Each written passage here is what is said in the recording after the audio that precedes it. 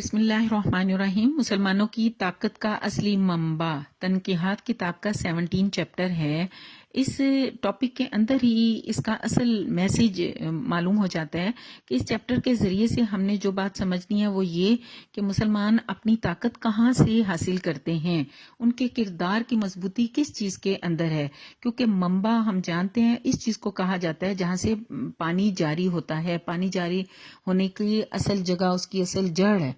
تو مسلمانوں کی طاقت کی اصل جڑ کیا ہے، اس سے چیپٹر سے ہم مسلمان قوم کا تو بحیثیت مجموعی جائزہ لے ہی سکتے ہیں، ان کی پوزیشن کو سمجھ سکتے ہیں، لیکن اس سے زیادہ اچھے طریقے سے عزیز ساتھیوں میں اور آپ اپنے انفرادی کردار کو بہت اچھا سمجھ سکتے ہیں کہ ہم بھی مسلمان بنے ہیں، تو مسلمان بننے کے لحاظ سے ہماری پوزیشن کیا ہے، ہمارا کریکٹر کیا ہے، آیا ہم ایک مضبوط مسلمان ہیں یا ایک کمزور، اور اگر ہم مضبوط مسلمان بننا چاہتے ہیں تو ہم کس طرح سے بن سکتے ہیں۔ اس چیپٹر کا آغاز ایک بہت ہی خوبصورت چھوٹے سے واقعے سے کیا ہوا ہے کہ سجستان کا علاقہ، سجستان اس وقت کے افغانستان کو اس وقت کہتے تھے، کہ اس کے حاکم کا یہاں بتایا گیا کہ جس کا خاندانی لقب رتبیل تھا، اس کو بنی امیہ کے زمانے میں جب وہاں کے سفیر اس سے خراج لینے گئے اور یزید بن عبد الملک نے اپنی سفارت بھیجی، تو اس نے مسلمانوں کے سفیروں سے پوچھا وہ لوگ کہاں گئے جو پہلے آیا کرتے تھے، جن کے پیٹ فاقہ زدوں کی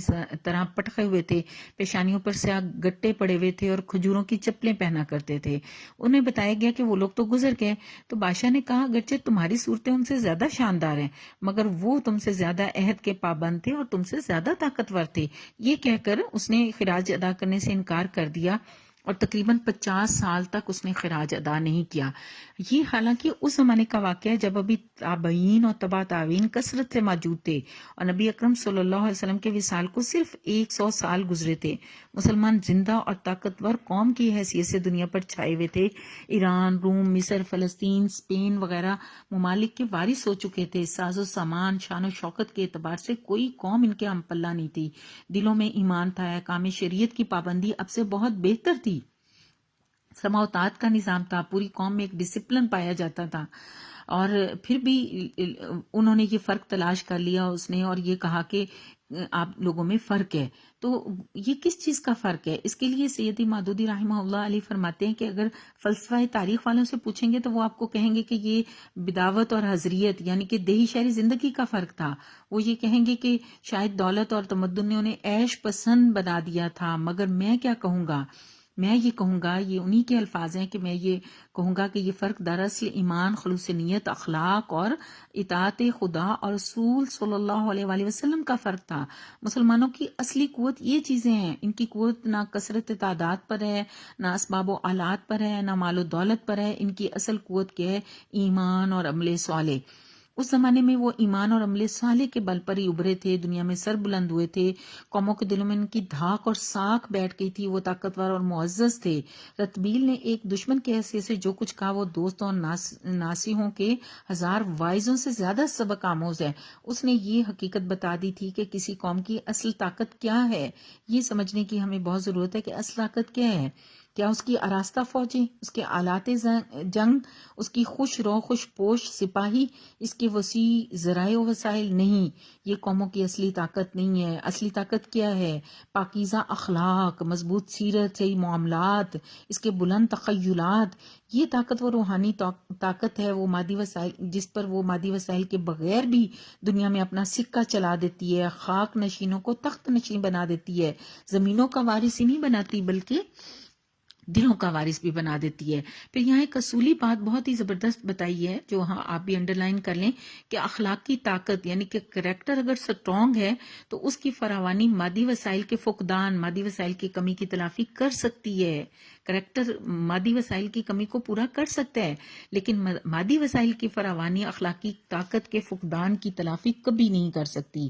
اس کو پھر انہوں نے مثال دی ایک عمارت سے کہ ایک عمارت کی مضبوطی ہم کس طرح سے دیکھتے ہیں؟ کیا ہم اس کے رنگ و روغن کو دیکھ کے، ظاہری خوشنمائی کو دیکھ کر کرتے ہیں کہ اس کے اندر مکین کتنے ہیں، ڈھیروں لوگ رہ رہے ہیں، یا ساز و سامان لاکھوں کے ہیں؟ کس لحاظ سے ہم عمارت کے استحکام کو دیکھتے ہیں؟ ہم دیکھتے ہیں کہ اس کی بنیادیں کیسی ہیں، اس کی دیواریں کیسی ہیں، اس کے ستون کیسے ہیں۔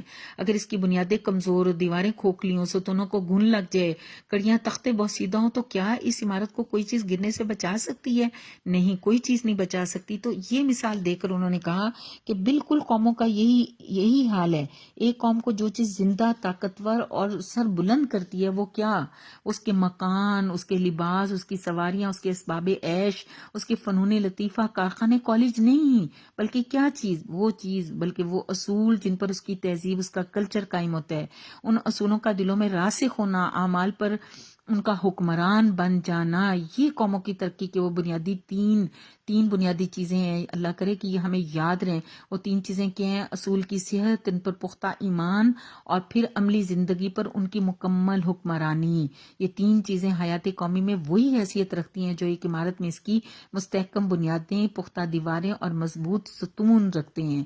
جس قوم میں یہ تینوں چیزیں مکمل ہوں گی وہ دنیا پر غالب ہوں گی، اس کا کلمہ چلے گا، اسی کا سکہ چلے گا، اسی کو عزت ملے گی، خواہ وہ جھونپڑوں میں رہتی ہو، پھٹے کپڑے پہنتی ہو، فاقوں سے اس کے پیٹ پٹکے ہوں، اس کے ہاں کوئی کالج مدرسے نہ ہوں۔ اور جن چیزوں کو ہم سامانی ترقی سمجھ رہے ہیں وہ شاید عمارت کے محض نقش و نگار ہیں۔ اگر ایک کھوکھلی دیوار پر سونے کی پتری بھی چڑھا دی جائے تو وہ کھوکھلی دیوار گرنے سے نہیں بچ سکتی۔ اسی چیز کو قرآن مجید کے حوالے سے پھر یہاں بتایا گیا کہ قرآن مجید سب سے پہلی بات اصولوں کے لحاظ سے کیا بتاتا ہے؟ وہ بتاتا ہے کہ اس کے اصول اٹل اور غیر متغیر فطرت کے مطابق ہیں جس پر خدا نے انسان کو پیدا کیے ہے۔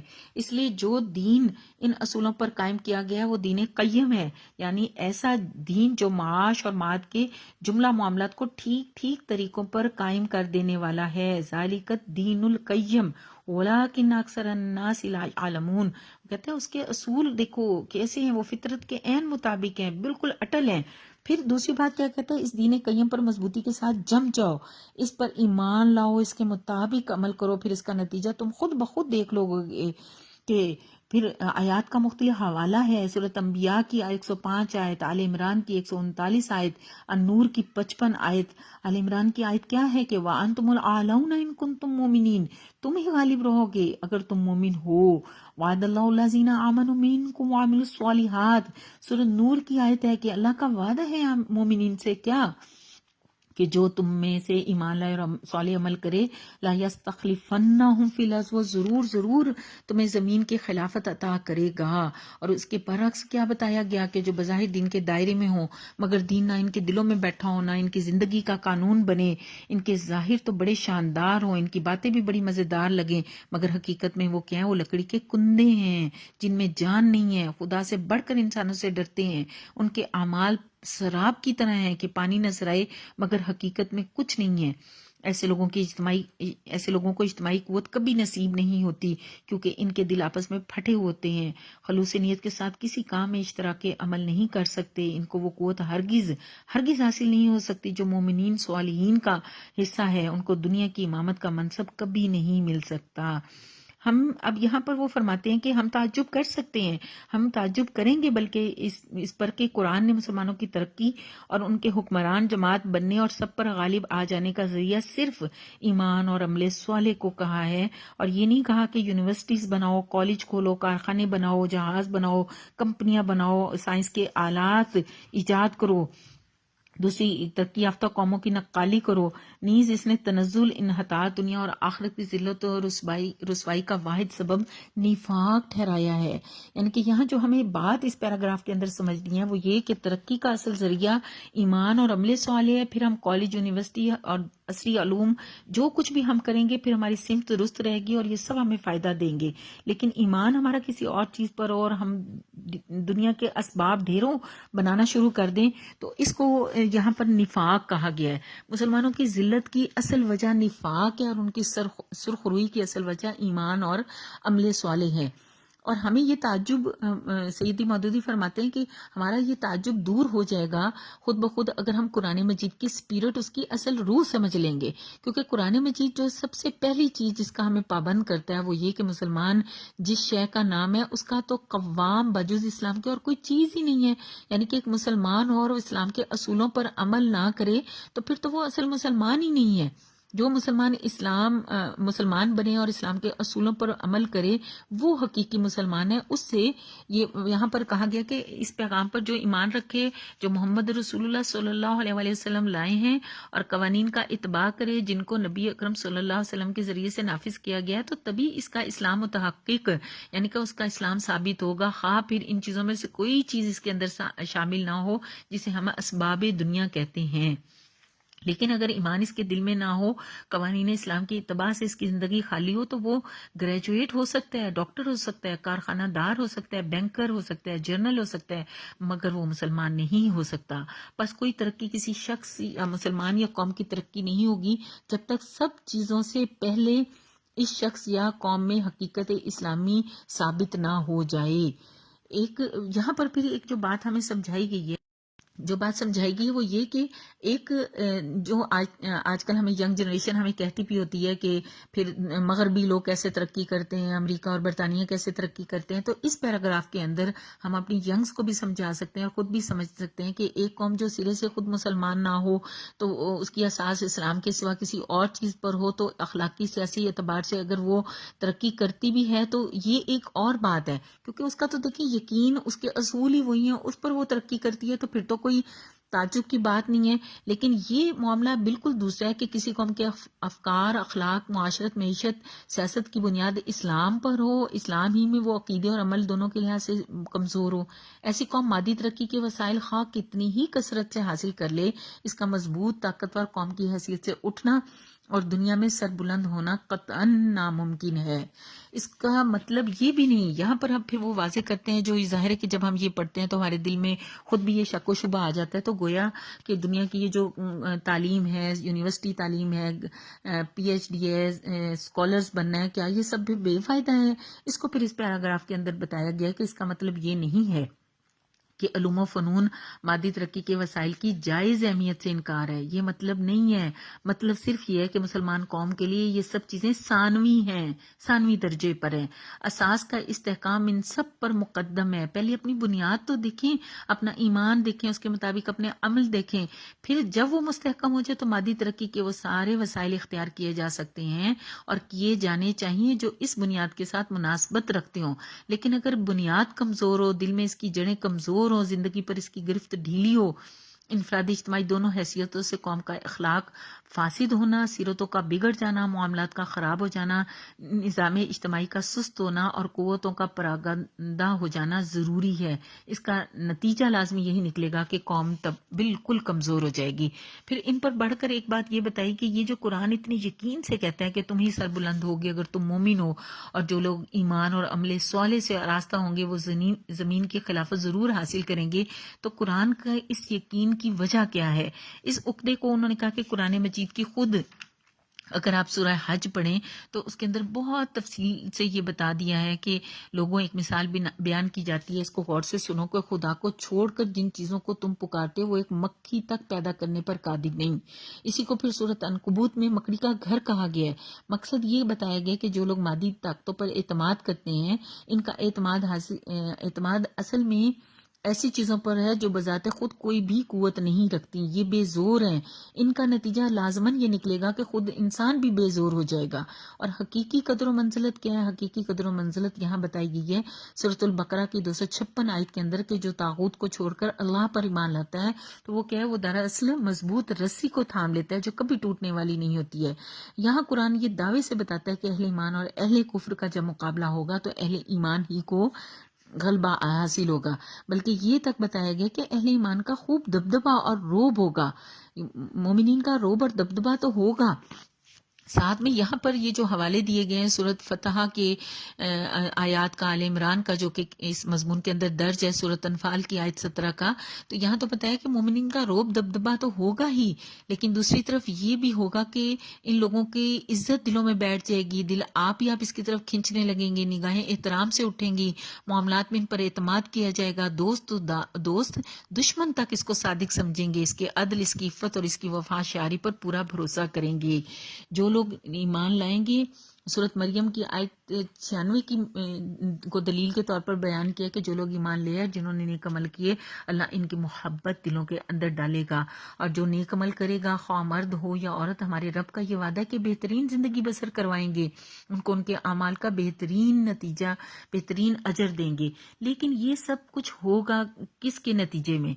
कौन सी चीज है कि इंसान मोमिनीन का रोब भी होगा, मोमिनीन को गलबा भी हासिल होगा, वो सरबुलंद भी होंगे, उनकी इज्जत भी होगी, उनका दबदबा भी होगा, शान शौकत भी होगी, उनकी मोहब्बत भी लोगों के दिलों में होगी। इन सब चीज़ों की एक ही बुनियाद बताई जा रही है, वो ये कि महज जुबान से ला इलाहा इल्लल्लाह कहने से, मुसलमानों का नाम रख लेने से, मुआशरत के चंद मखसूस तौर तरीके इख्तियार कर लेने से, कुछ रस्म अदा कर लेने से नहीं, बल्कि कुरान मजीद इन नताइज के ज़हूर के लिए ईमान अमले सवाले की शर्त लगाता है।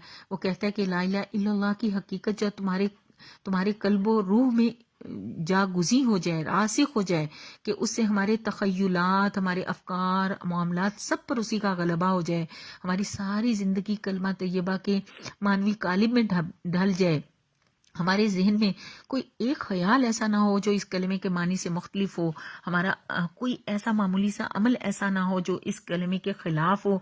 ला इलाहा इल्लल्लाह को जुबान से अदा करने का नतीजा ये होना चाहिए कि हमारी जिंदगी के अंदर एक इनकलाब बर्पा हो जाए, हमारे रग रग में तकवा की रूह सरायत कर जाए, अल्लाह के सिवा किसी के आगे हमारी गर्दन ना झुके, किसी के आगे हाथ ना फैले, किसी का खौफ ना हो, हमारी दुश्मनी और मोहब्बत की बुनियाद अल्लाह के सिवा कोई ना हो, उसके कानून के सिवा किसी और का कानून ना हो, हमारी सारी ख्वाहिशात, सब कुछ मरगूबात उसी के तहत, उसके नाम के तहत हम उसके नाम पर कुर्बान कर देने के लिए हम हर वक्त तैयार हों।